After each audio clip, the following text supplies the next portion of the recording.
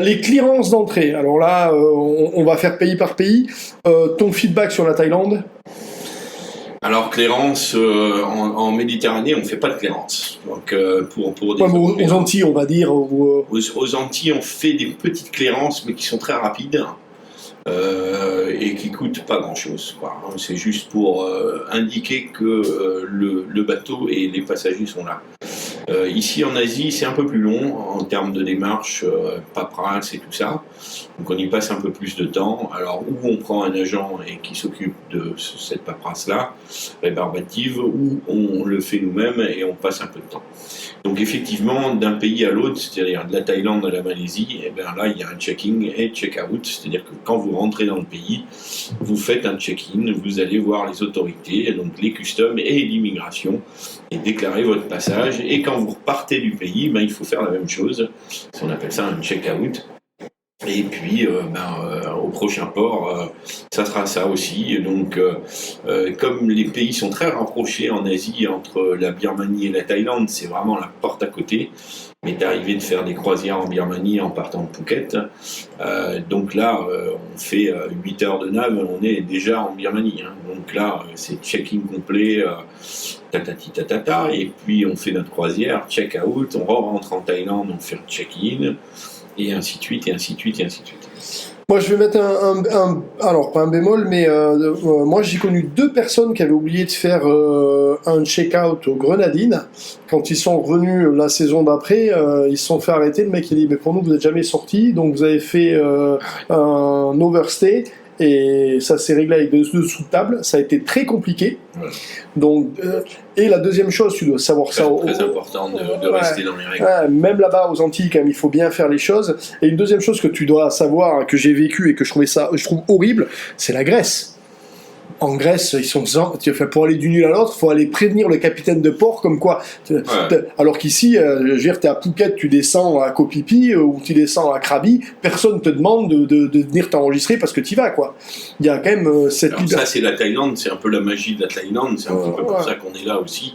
C'est qu'on a un espace libre exceptionnel, qui se renforce quand même avec les années, parce qu'il y a eu un peu trop d'abus, notamment sur la densité du tourisme dans des sites comme Koh Phi Phi, Maya Bay ou des choses comme ça, où on n'arrivait même plus à accéder à la plage, tellement il y avait de monde sur place. Donc là, c'était compliqué. Donc il y a eu des ajustements faits par le gouvernement thaïlandais et qui sont bénéfiques.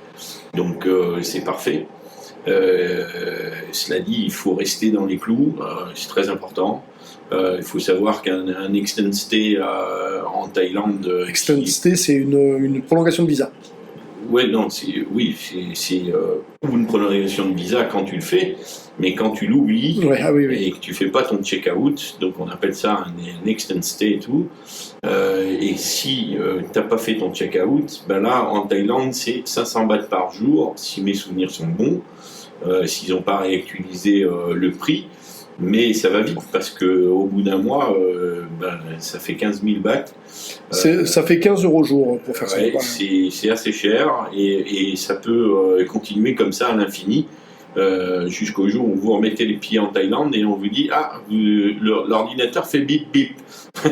Ouais. Alors c'était pas dans notre menu des choses à parler, mais on va en profiter pour parler quelques mots là-dessus. La facilité d'étendre des visas ou de partir à côté pour se faire tamponner et revenir, parce que il y a beaucoup de gens qui disent oui, mais l'Asie, t'as un visa de 30 jours et comment ça se passe quand t'arrives. Et en fait, entre ce qui a marqué dans les sites des ambassades et la réalité sur le terrain, vous vous rendez compte que tu descends avec ton... Parce qu'il faut savoir que quand tu es en Thaïlande, pour aller en Malaisie, c'est une balade, tu as envie d'y aller tous les jours, quoi. C'est des petites naves tranquilles, et une fois que tu arrives là, tamponnage, 4 jours après tu reviens, personne ne te pose de questions.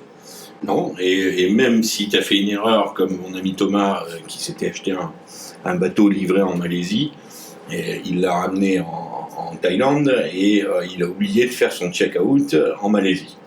Donc il pensait faire son check-in en Thaïlande, et les Thaïlandais lui a dit mais il est où le check-out? Il dit on l'a pas fait. Il dit vous savez quoi, prenez votre bateau, vous repartez en Malaisie, faites votre check-out et vous revenez. Pas d'amende, pas d'amende, mais C'est ce qui a été fait, et donc il a dû repartir. Bon, c'est pas très très loin, hein, c'est 120 nautiques pour toucher la première île de la Malaisie de Phuket. Mais il a dû repartir là-bas, refaire son check-out et revenir. Donc ça lui a coûté une blinde quand même en frais d'essence. C'était un bateau à moteur, donc voilà.